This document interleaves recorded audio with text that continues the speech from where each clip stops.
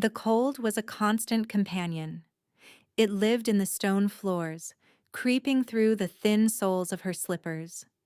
It clung to the damp air of the great hall, a miserable chill that promised a winter that never truly ended. For Alara, the cold was more than just the weather of the northern lands. It was the state of her soul. She stood on the raised platform, a piece of meat on a butcher's block. Below her, the assembled alphas and pack leaders of the northern territories milled about, their scents a thick, cloying mix of pine, wet fur, and ambition. Their eyes passed over her, flickered with disdain, and moved on. They saw the brand. It was a small, ugly thing on the inside of her wrist.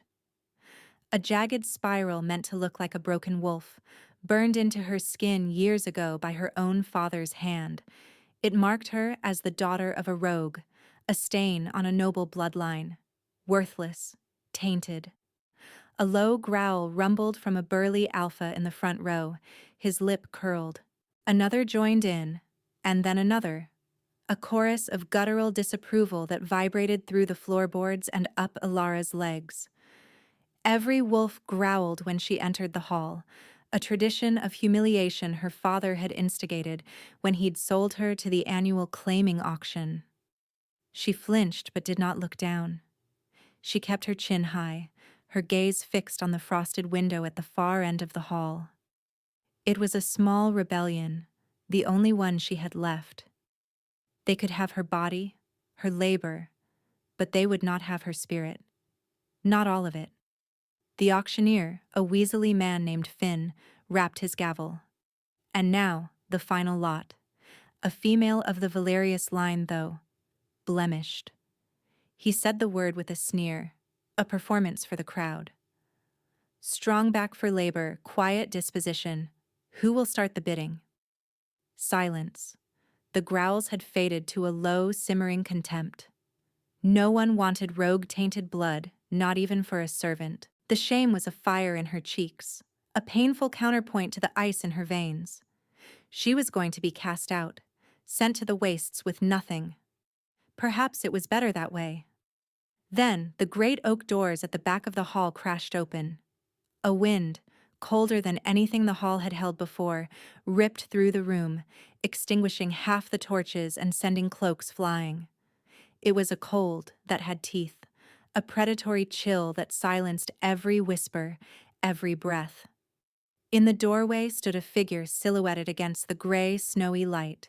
He was massive, broader than any two men in the hall, and the air around him seemed to crackle with a power that made the very stones tremble. He stepped inside, and the world held its breath. King Theron, the Alpha King of the North. No one had seen him leave his frozen citadel in decades. He was a legend, a ghost story told to frighten pups, a king so powerful his very presence could freeze the blood in your veins. Alara had heard the stories. They said he was cursed, that his heart was a shard of ice, that he hadn't felt warmth in 500 years. The assembled alphas, so proud and aggressive moments before, fell to their knees as one. The sound of their heavy bodies hitting the stone floor was the only sound in the dead silent hall. Alara remained standing, frozen not by his power, but by sheer shock. His eyes, the color of a winter sky just before a storm, swept the room. They were ancient, weary, and utterly devoid of heat. They passed over the kneeling lords, the cowering auctioneer, the other unclaimed females huddled in a corner. And then they found her. His gaze locked with hers, and for a heartbeat, the world stopped turning. He saw her.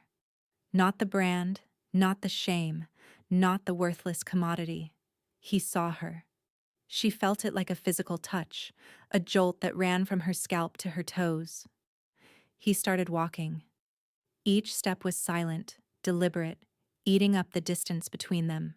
He walked past the finest females of the northern packs, women with pure bloodlines and powerful families, all of whom now stared at their king with desperate hope. He ignored them all. He stopped at the base of her platform, his head tilted as he looked up at her. The air around him was so cold she could see her breath plume in front of her face. Up close, he was beautiful in the way a glacier was beautiful, harsh, merciless, and magnificent. His voice, when it came, was not a shout. It was a low rumble, deeper than the growls of the other alphas, quieter than a whisper, yet it filled the entire hall. "I'll take this one." A collective gasp went through the kneeling crowd. Finn the auctioneer's jaw dropped, his face turning a sickly white. A foolhardy alpha, perhaps emboldened by disbelief, dared to speak. "But, Your Majesty, her bloodline, the brand." King Theron did not turn his head. He did not even deign to look at the speaker. A growl, low and absolute, vibrated from his chest. It was not a sound of animal rage. It was a sound of finality, of a power so immense that it needed no volume. It was the sound of a mountain shifting, of an avalanche beginning. The Alpha King's growl silenced them all. The Alpha who had spoken whimpered and pressed his face to the floor. Theron reached up a hand toward her. He wore black leather gloves, but she could feel the chill radiating from them even from a foot away. She hesitated, her heart hammering against her ribs. Fear warred with something else, something wild and unnamed. She placed her trembling hand in his. The cold was shocking. It was not the damp chill of the hall. It was an absolute, profound cold, a void where heat should be. It sank into her skin, her bones, a cold that felt like death. Yet, his grip was not crushing. It was firm, secure, possessive. He pulled her gently from the platform. She landed softly on her feet before him, a small trembling bird in the shadow of a mountain. He did not let go of her hand. He turned, his icy gaze sweeping over the silent, kneeling crowd one last time. "She is mine," he stated, the words an unbreakable vow. "She is the future Queen of the North." Without another word, he led her from the hall, his grip unwavering, his stride powerful. The doors slammed shut behind them, leaving the lords and ladies of the North kneeling in stunned silence, the world they knew shattered by a single choice. Alara walked beside him, her small hand engulfed in his cold one. She was terrified. She was confused. But for the first time in her life, she was not worthless. She was chosen. The king's citadel was a fortress of black stone and enchanted ice, perched on the highest peak of the spine of the world mountains. It was a place of stark, brutal beauty, where the wind howled like a hungry wolf and the very air seemed frozen solid. It was his prison, she realized, as much as it was his castle. He led her through vast, silent halls. No servants rushed to greet them. The torches that burned in sconces gave off a pale, blue-white light that offered no warmth. The only sounds were their footsteps and the whisper of the wind outside. He finally stopped before a set of carved wooden doors. "These will be your chambers," he said, his voice echoing slightly in the emptiness. He finally released her hand, and a strange sense of loss, of coldness returning washed over her. "They are in the east wing, my owner in the west. You will have privacy." She looked at him, her confusion overriding her fear for a moment. I don't understand." "You said, Queen." The word felt foreign and absurd on her tongue. A flicker of something, pain, maybe, or regret, crossed his harsh features before being locked away again behind a mask of ice. "This is a political arrangement. My council has been pressuring me for a mate to secure the bloodline and stabilize the kingdom. Choosing you silenced many arguments at once. It was a cold, practical explanation. It should have hurt, but it was a language she understood. She was a tool, a political piece. It was better than being worthless chattel. "There is a rule you must understand above all others," he continued, his winter sky eyes boring into hers. "We will not touch. We will not interact beyond what is necessary for appearances. Is that clear?" She nodded, her throat tight. My touch is dangerous, he said, the words costing him something. He held up his gloved hand. This cold you feel is not just the mountain air. It is a curse in my blood. It is a power I can barely contain. It freezes, and it kills. I will not have your death on my conscience. I see, she whispered, though she didn't. Not really. She only saw the profound loneliness that radiated from him, a cold far deeper than the one in his veins. Good, he said, his tone clipped and final. A servant will bring you food. Rest. He turned and walked away without another glance, his broad back disappearing into the frozen gloom of his castle. The arrangement was as cold as he had promised. Days passed. She saw him only at a distance, a silent figure standing on a high balcony, staring out at the endless expanse of snow and ice. The servant, a quiet older woman named Lyra, brought her meals and stoked the fire in her chambers, which seemed to be the only truly warm place in the entire citadel. Ilara explored her gilded cage. The east wing was opulent, filled with thick furs, rich tapestries, and books with brittle, yellowed pages. It was more luxury than she had ever known, but it was achingly lonely. The silence was a living thing, broken only by the mournful wind. She began to notice things, small inconsistencies in the cold facade of her king. One evening, a new cloak appeared on the chair by her fire. It was made of silver wolf fur, impossibly soft, and lined with what felt like 1,000 summer afternoons. It was the warmest thing she had ever touched. Lyra said nothing when Ilara asked, but her small smile was answer enough. Another day, she found herself in the castle's vast, dust-choked library. A fire had been laid in the great stone hearth, the first one lit there in what Lyra later told her was a century. She found him there, standing before the flames, his hands held out as if to warm them. But she could see from the rigid set of his shoulders that he felt nothing. He was simply watching the heat he could never have. He didn't see her, and she slipped away before he could. A strange impulse took hold of her. That night, before she went to bed, she brewed a cup of the fragrant herbal tea Lyra had brought her.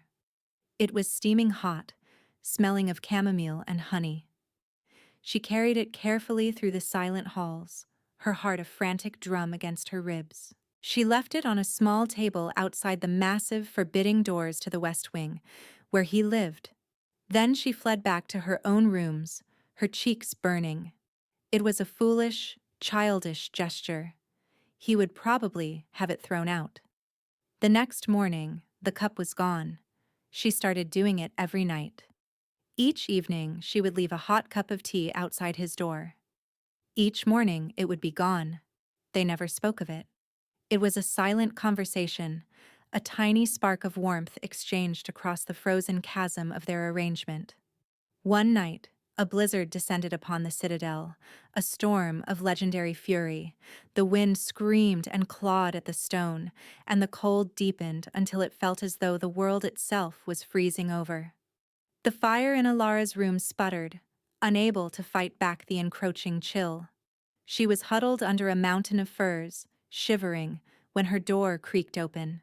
Theron stood there, a silhouette against the dim hall light. "The storm has breached the western wall," he said, his voice a low rumble. "The magic that holds back the worst of the cold is failing." Fear, sharp and sudden, pierced through her. "What will happen?" "The citadel will freeze. We must go to the heart chamber. It is the only place that will remain safe." He waited for her to gather her new silver cloak. As she fumbled with it, her hands numb with cold, his gloved hand came out and gently adjusted it around her shoulders. The brief touch, even through leather and fur, sent a shock of his profound cold through her, but it was the gesture itself, the unconscious act of care, that made her breath catch. He led her down winding stairs, deeper into the mountain's core. The air grew colder still, the walls slick with ice. Finally, they reached a circular chamber with a low, vaulted ceiling. In the center of the room, a single massive crystal pulsed with a soft internal light. It was the only source of light and, she sensed, the source of the Citadel's failing magic. "We will wait here," he said, moving to the far side of the room, putting as much distance between them as possible. He leaned against the wall, his arms crossed, his face a mask of stone. Hours passed. The screaming of the wind was a dull roar this deep down. The cold was absolute. Alara sat huddled on the floor, her teeth chattering despite the silver cloak. She watched him. He did not move, did not shiver. He seemed a part of the ice and stone around them, a king carved from the heart of the winter. She saw past the mask then. She saw the tension in his jaw, the faint tremor in his hands that he quickly stilled. He was not immune to this. He was fighting it. He was in pain. "Does it hurt?" she asked, her voice small in the vast silence. His head snapped up, his icy eyes widening in surprise, as if he had forgotten she was there. "What?" "The cold. Your curse." "Does it hurt?" He stared at her for a long moment, his expression unreadable. Then he gave a slight, almost imperceptible nod. "Always?" The single word was more devastating than a scream. It spoke of centuries of unending, silent agony. It spoke of a loneliness so profound she could barely comprehend it. "I'm sorry," she whispered. A strange, harsh sound escaped his lips. It might have been a laugh, but it was brittle and broken, like shattering ice. "What is there to be sorry for? It is my nature." "No," she said, finding a sliver of courage she didn't know she possessed. "It's your prison, not your nature." His eyes narrowed. He looked at her then, truly looked at her, and the mask of the cold, untouchable king slipped away. For a fleeting second, she saw the man trapped beneath the ice, a man of immense power and even more immense sorrow. He looked away, toward the pulsing heart crystal.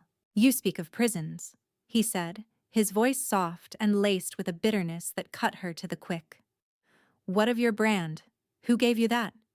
The question hit her like a physical blow. No one ever asked. They only saw it and judged. "My father," she said, her voice barely audible. "Lord Valerius. My mother. She was a rogue. He said I was a constant reminder of his shame. He branded me so the world would know what I was." The temperature in the room dropped 10 degrees. A thin layer of frost spread out from Theron's feet, crawling across the stone floor. The light from the heart crystal flickered. "He sold you," Theron stated, each word a chip of ice. She nodded, unable to speak past the lump in her throat. "I see." The silence that followed was different. It was not empty. It was filled with a cold, simmering rage that emanated from him in palpable waves. It was a terrifying, protective fury, and none of it was directed at her. The storm outside finally broke as dawn approached. The wind died down, and a fragile quiet settled over the citadel. "You should return to your room and rest," he said, his voice once again controlled, the mask back in place. But she knew. She had seen behind it. The ice between them had not just thawed, it had cracked. The fragile peace born in the heart chamber did not last. A week after the storm, a delegation arrived from the southern territories. At its head was a man whose face was etched into Alara's nightmares, Lord Valerius, her father. He strode into the throne room as if he owned it, his fine furs and polished boots a stark contrast to the citadel's harsh austerity.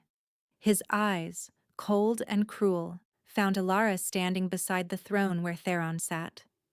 A look of pure, venomous hatred passed over his face before being replaced by a mask of feigned concern. "Your Majesty," he said, bowing low. "I came as soon as I heard the unbelievable news. I feared for your safety, for the security of the entire North." Theron's face was unreadable, carved from granite. Your concern is noted, Lord Valerius. State your purpose. Valerius straightened up, puffing out his chest. He pointed a trembling, dramatic finger at Ilara. This girl, my king, you have been deceived. She is a curse upon this land. Her very blood is tainted. She carries the ruin of the rogue line within her. A murmur went through Theron's council of elders, who stood assembled along the walls. They looked from Ilara to her father, their faces etched with old prejudices and new anxieties. She is my chosen queen, Theron said, his voice dangerously quiet. A choice made without knowledge, Valerius cried, his voice ringing with false piety. Did she show you this? He lunged forward, grabbing Ilara's arm before she could react. He ripped the sleeve of her gown, exposing the ugly, broken wolf brand on her wrist for all to see. Ilara cried out, more from the shock and humiliation than the pain. She tried to pull away, but his grip was iron. Behold, he bellowed to the council, the mark of the outcast. I put it there myself to warn the world of the poison she carries. Her touch brings blight and decay. She will be your ruin, my king. She will destroy you and all you have built. The air in the throne room grew instantly, lethally cold. Frost spiderwebbed across the floor from the base of the throne.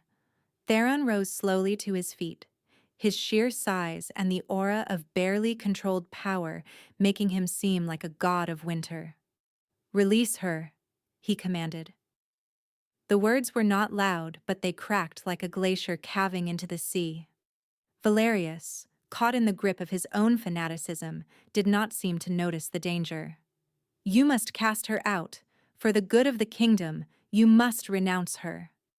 I was not addressing you, Lord Valerius, Theron said, his gaze fixed on the council members.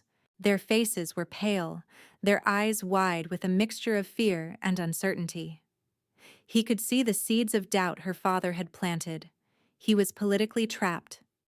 To defend a branded curse against a powerful lord was to invite instability. I was addressing my future queen, he said, his voice softening almost imperceptibly as his eyes met Ilara's. He was giving her a choice. He was asking her to speak. Ilara's heart hammered. All her life, she had been told she was poison. She had believed it. Looking at the fear on the council's faces, at the triumphant cruelty in her father's eyes, a part of her wondered if he was right. What if she really was a curse? What if her presence here would truly bring ruin to the one person who had ever shown her a shred of kindness? The conflict within Theron was a visible thing. The desire to protect her warred with the centuries of cold control and political necessity. The frost on the floor thickened, creeping up the pillars. The torches flickered, their flames struggling against the supernatural chill. And then, he stumbled. It was a small thing, a slight stagger, but for a being of his immense power and control, it was like a mountain trembling. He pressed a gloved hand to his temple, his jaw clenched tight. The stress of the confrontation, the surge of protective fury, the political trap her father had sprung, it was too much. His control was snapping. Valerius saw it. A cruel, triumphant smile spread across his face. You see? The curse takes hold. She is weakening you even now. No, Theron grunted, his voice strained, but the frost was spreading faster now, climbing his own boots, encasing the base of the throne in a sheath of glittering ice. Ilara watched in horror. This was her fault. Her father was right. She had brought this upon him. The shame and guilt were a physical weight, crushing the air from her lungs. Theron's legs buckled. He fell to one knee with a crash of armor and stone, his head bowed. His breathing came in ragged white plumes. The cold pouring from him was no longer just an aura. It was a physical assault, a wave of absolute zero that made the council members cry out and stumble back. Your Majesty! One of the elders cried, taking a step forward, but the wave of cold hit him like a wall, and he fell back, his face ashen. Theron collapsed completely. He lay on the dais, ice blooming across his black armor, creeping over his skin. His eyes, when they briefly met Alara's, were filled with a terrifying mix of agony and apology. Then they fluttered closed. He was dying. He was freezing from the inside out. "I told you she was a curse," Valerius shouted, his voice ringing with victory. "Seize the witch. She has killed our king." Two of the royal guards, their faces grim, started to move toward her. The council was in chaos. Everything was falling apart. But Alara didn't see the guards. She didn't hear her father's triumphant accusations. All she saw was Theron, lying broken and frozen on the cold stone. The king who had chosen her. The man who left his library fire to bring her a warm cloak. The lonely soul who drank her offering of hot tea in the dead of night. He had told her his touch was death. He had kept his distance to protect her. And she had brought death to him anyway.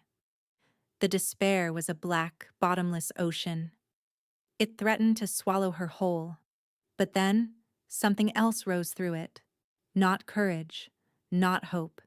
It was rage, a pure, incandescent rage directed at her father, at the council, at the curse, at a world that would snuff out this magnificent, lonely life. She would not let it happen. As the guards reached for her, she moved. She wrenched her arm from her father's grasp and ran, scrambling up the steps of the dais. "Stay back from him," a healer shrieked from the crowd. "The cold will kill you." She didn't care. She fell to her knees beside Theron's body. His skin was the color of marble, laced with delicate, deadly patterns of frost. There was no breath, no heartbeat she could discern. He was a beautiful, frozen statue. "Don't you dare," she whispered, her voice breaking. "Don't you dare leave me." She remembered his words in the heart chamber. "It hurts. Always." She remembered the loneliness in his eyes, the centuries of silent suffering. He had saved her from the auction, from a life of worthlessness. He had shown her a kindness she had never known. She would not let his story end like this. Ignoring the shouts of alarm from the court, she placed her bare hands on his chest, directly over the ice-encrusted armor that covered his heart. The cold was an agony beyond description. It was not a sensation. It was an absence, a void that tried to steal all the life and heat from her body. It burned, a paradoxical fire of pure frost that raced up her arms, seeking her heart. She cried out in pain, her vision going dark at the edges. But she did not let go. She closed her eyes, pouring every ounce of her being into that single point of contact. She poured in her rage at her father. She poured in her grief for Theron's lonely life. She poured in the desperate, terrifying, beautiful thing that had been growing in her heart for weeks, the thing she hadn't dared to name. She poured her love into him. Something inside her broke. It was not a sound, but a feeling. A seal shattering, a dam bursting, a dormant, sleeping power waking with a roar, a pulse of warmth, faint at first, beat from her palms into his chest. Then another, stronger. It wasn't her warmth. It was something more, something ancient and primal that was awakening inside her. The brand on her wrist began to burn, not with the cold, but with an intense, searing heat. She looked down and saw it glowing, the ugly black lines of the broken wolf turning to molten gold. A wave of power, of pure, life-giving heat, erupted from her hands. It was not a destructive flame. It was the warmth of a summer sun, the heat of a forge fire, the gentle glow of a hearth on a winter's night. It spread from her hands across Theron's chest, melting the ice on his armor with a hiss of steam. The entire throne room gasped. The wave of heat rolled out from the dais, pushing back the supernatural cold, warming the frozen stone, making the torches burn bright and orange and true. The frost on Theron's skin vanished, leaving behind a healthy flush. The ice on his armor was gone. The golden light from Ilara's brand intensified, and with a final blinding flash, the mark of the broken wolf dissolved into nothing, replaced by a radiant, intricate sigil of a sunburst. The power receded, leaving her trembling and utterly exhausted, but she kept her hands on his chest. A deep, shuddering breath racked Theron's body. Then another. His eyes snapped open. They were no longer the color of a winter sky. The icy gray was gone, melted away. In its place was a deep, warm amber, the color of honey in the sun. They were vibrant. They were alive. He looked up at her, his gaze filled with a wonder and awe that stole the breath from her lungs. He reached up, his movements no longer stiff or strained. He took off his glove. His hand, the hand he had always kept hidden, the hand he had called a weapon of death, was warm. He gently cupped her cheek. The touch was not cold. It was life. It was warmth. It was a promise. "You," he whispered, his voice thick with an emotion she had never heard from him before. It was reverence. The entire court was frozen in stunned silence. Lord Valerius stared, his face a mask of disbelief and horror, his triumphant narrative shattered into a million pieces. Theron sat up, never taking his eyes off her. He pulled her into his arms, holding her with a strength that was no longer terrifying, but grounding. He buried his face in her hair, and she felt the tremor that ran through his massive frame. He was breathing in her scent like a man starved. "You are not a curse," he murmured against her ear, his voice a raw, broken thing. "You are the cure." He pulled back just enough to look at her, his amber eyes blazing with centuries of suppressed emotion, now unleashed. "The curse. It wasn't the cold. The curse was the absence of you." He leaned in and kissed her. It was not a gentle kiss. It was a desperate, claiming kiss, filled with the gratitude of a man who had been drowning in ice for 500 years and had just been pulled into the sun. It was fire and warmth and life, and a wave of palpable energy rolled out from them, a warmth so profound that flowers on a nearby tapestry seemed to bloom. When he finally broke the kiss, he rested his forehead against hers, their breath mingling. "I love you," he said, the words simple, absolute, and earned through centuries of pain. "And it's not going to kill me. It's the only thing that ever made me live." A sob of pure relief escaped her. The self-doubt, the shame, the worthlessness she had carried her entire life, it all melted away under the heat of his gaze, under the truth of his words. She was not a curse. She was a queen. She was his. Theron stood, pulling her to her feet with him. He did not release her, keeping one powerful arm wrapped around her waist as he turned to face the stunned throne room. His gaze fell upon Lord Valerius.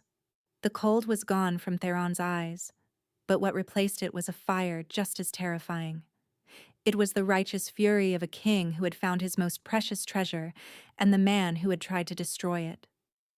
"You branded your own daughter," he said, his voice dangerously calm. "You sold her. You tried to have her condemned. You called my queen a curse." Valerius paled, stumbling backward. I did not know. I thought—" "You thought to use her shame to advance your own position," Theron finished, his voice dropping to a lethal growl. "You are the poison in this kingdom, Valerius, not her." He looked at his guards, who were now staring at him with expressions of pure devotion. "Seize him. Take him to the deepest, coldest cell in the dungeons. Let him learn the true meaning of a frozen existence." The guards moved instantly, dragging a protesting, sputtering Lord Valerius from the throne room. Theron then swept his gaze over his council. "This is my queen," he declared, his voice ringing with absolute authority. He held up Ilara's wrist, showing them not the brand of a broken wolf, but the glowing sigil of the sun. "She is the Sun Queen of the North. She is my mate, my heart, and my salvation.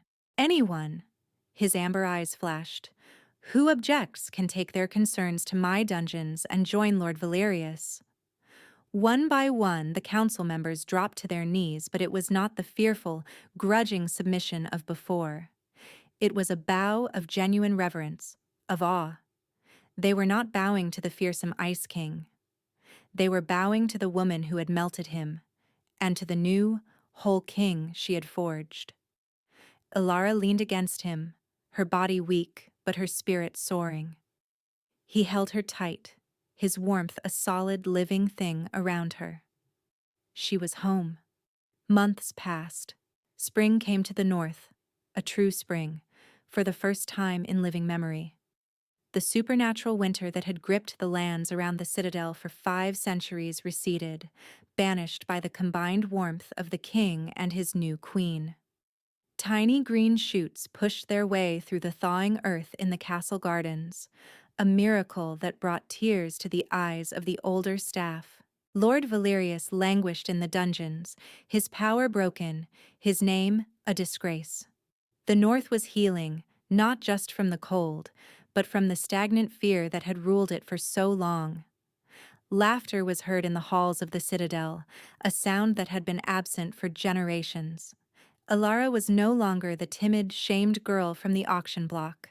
She was a queen, confident and beloved. Her innate warmth was more than just a magical power. It was in her smile, her kind words, her gentle touch. The people of the north, who had once feared the taint of a rogue, now revered her as a living blessing. They called her the Daybringer.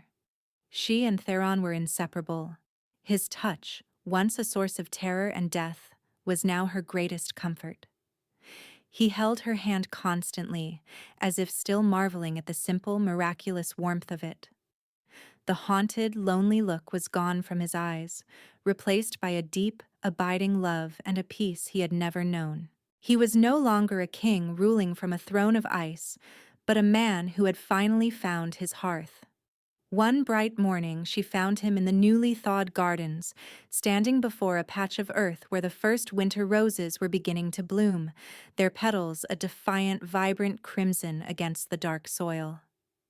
She came up behind him, wrapping her arms around his waist and resting her cheek against his strong back. He relaxed into her hold instantly, covering her hands with his own. "I never thought I would see this again," he said, his voice quiet with wonder.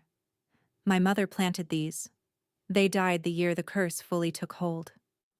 "They're beautiful," she whispered. He turned in her arms, his amber eyes glowing in the morning sun. "Not as beautiful as you."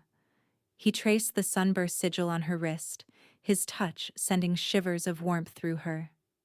"You did this. You brought back the sun, Ilara." "No," she said, meeting his gaze. "We did. Your curse was a lock. My power was the key. Neither was whole without the other."